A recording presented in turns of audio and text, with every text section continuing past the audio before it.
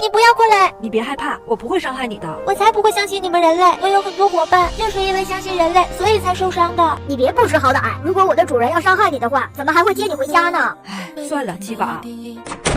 太好了，他们都走了，我就有逃跑的机会了。这窗户怎么有纱窗呀？这下我可怎么逃走？小园子，快看我刚给你买了几件新衣服，喜欢吗？我才不会被几件衣服收买呢！你还是不要在我身上浪费心思了。既然跑不出去，我就想办法让他把我赶出去。是不是太无聊了？你看，我给你准备了新玩具，这样你就不会再玩垃圾桶啦。他好像对我挺好的，他不会是真的想照顾我吧？那我还要不要逃走呢？